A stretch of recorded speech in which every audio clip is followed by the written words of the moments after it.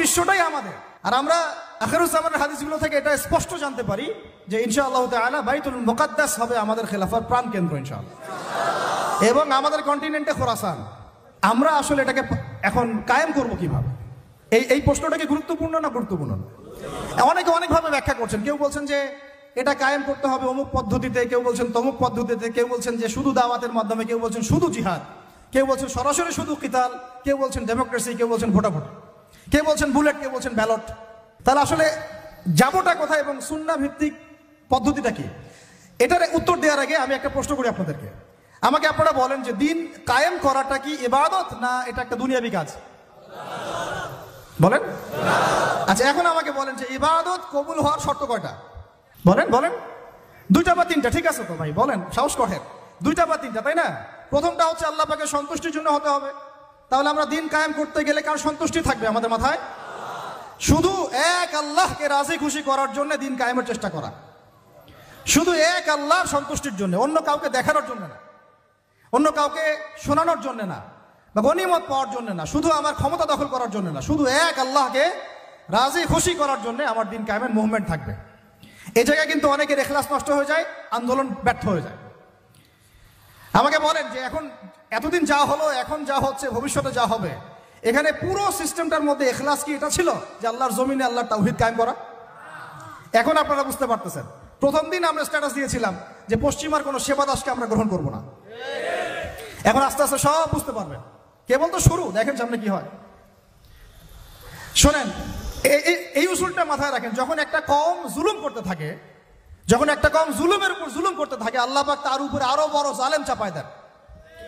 এরপরে যখন এই কওমটা মাজলুম হয়ে যায়, আল্লাহকে ডাকতে থাকে, আল্লাহর কাছে আত্মসমর্পণ করে, তখন আল্লাহ পাক তার জন্য ওই ফেরাউন থেকে নিষ্কৃতির জন্য মুসা আলাইহিস সালামের মতো মানুষকে পাঠান। এরপর তারা মুক্তির পথে যায়। আবার যখন এই কওম ওই ফেরাউনের কবল থেকে নাজাত পেয়ে বনু ইসরাইলের উদ্ধত আচরণ শুরু করে, তখন আরো বড় জালেমকে আল্লাহ চাপায় দেন। আমরা যেন এই ভুল করতে না যাই, আমরা যেন এই ভুলটা না করি। আল্লাহ পাক যদি আমাদেরকে ফেরাউনের কবল থেকে নাজাত দিয়ে থাকেন, আমরা যেন উদ্ধত বনু ইসরাইল না হয়ে যাই। এটা আমার খুব হৃদয়ের ভিতর থেকে একটা আকুতি আর কি। তো মূল কথায় আসি যে আল্লাহ পাকের সন্তুষ্টি হবে আমার উদ্দেশ্য, ইখলাস ঠিক রাখতে হবে প্রত্যেকটা কাজে। আপনারা বই মেলায় কেন এসেছেন? আল্লাহকে রাজি খুশি করার জন্য। আমি কেন কথা বলছি? আল্লাহকে রাজি খুশি করার জন্য। আমরা ওস্তাদকে শ্রদ্ধা সম্মান কেন করি? আল্লাহকে রাজি খুশি করার জন্য। নাকি ওস্তাদ আপনাকে প্রশংসা করবেন সেজন্য, নাকি এখানে আপনি কোনো স্বার্থ পাবেন সেজন্য? শুধু এক আল্লাহকে রাজি খুশি করার জন্য যখন আমরা সবাই কাজ করব, দেখবেন অটোমেটিক্যালি তাওহীদ প্রতিষ্ঠা হয়ে গেছে ইনশাআল্লাহ।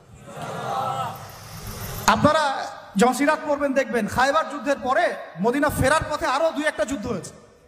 ওই 2-1টা যুদ্ধের মধ্যে কিছু ইহুদি ওত পেতে আক্রমণের চেষ্টা করেছিল।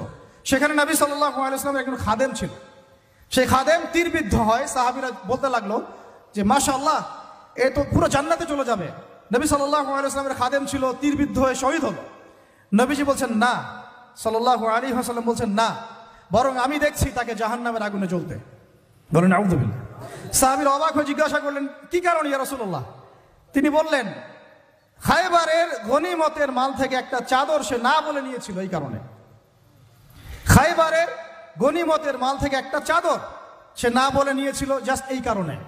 তখন সবাই কিছু কিছু করে জিনিস আনা শুরু করলো, জমা দেওয়া শুরু করলো। একটা মেসওয়াক, একটা ডাল পর্যন্ত মানুষ জমা দিয়ে দিল। নবীজি বলেন, এগুলো ছিল জাহান্নামের অংশ যা তোমরা জমা দিলে। তাহলে আমাদের পুরো মুভমেন্টের উদ্দেশ্য কি হবে বলেন? আজকের আলোচনা সব ভুলে গেলে একটু ভুলে যায় না। আমাদের পুরো উদ্দেশ্যটা কি হবে? শুধু এক আল্লাহকে রাজি খুশি করার জন্য। এই উদ্দেশ্য থাকলে তখন আপনি আমির মানতেও সমস্যা হবে না, জামায়াতে আসতেও সমস্যা হবে না, ইমারতেও সমস্যা হবে না, আপনার বায়াত নিতেও সমস্যা হবে না।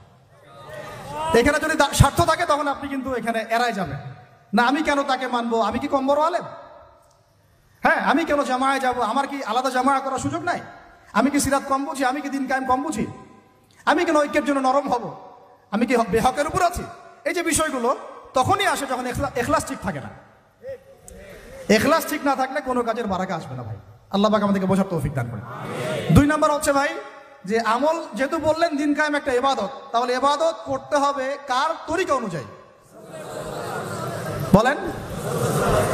এটা আপনারা সবাই এক বাক্যে স্বীকার করছেন, নবী সাল্লাল্লাহু আলাইহি ওয়াসাল্লামের সুন্নাত এবং তরিকা ছাড়া দিন কায়েমটা ইবাদত বলে গণ্য হবে না। সেটা আমার একটা ব্যর্থ প্রচেষ্টাও হয়ে যেতে পারে। সূরা কাহফে একটা আয়াত আছে কিন্তু, ওই যে কিছু মানুষ মনে করে তারা খুব সুন্দর আমল করছে, ওয়াহুম ইয়াহসাবুনা আন্নাহুম ইউহসিনুনা সুনআ। এদের ব্যাপারে আল্লাহ পাক বলেছেন, কুল হাল নুনাব্বিউকুম বিল আখসারিনা আমাল, সবচেয়ে ক্ষতিগ্রস্ত আমলকারী সম্পর্কে আমি জানাবো কিনা। এটা তারা যারা দুনিয়াতে অনেক সুন্দর আমল করে, মনে করে আমরা অনেক সুন্দর আমল করছি, অথচ ওদের আমল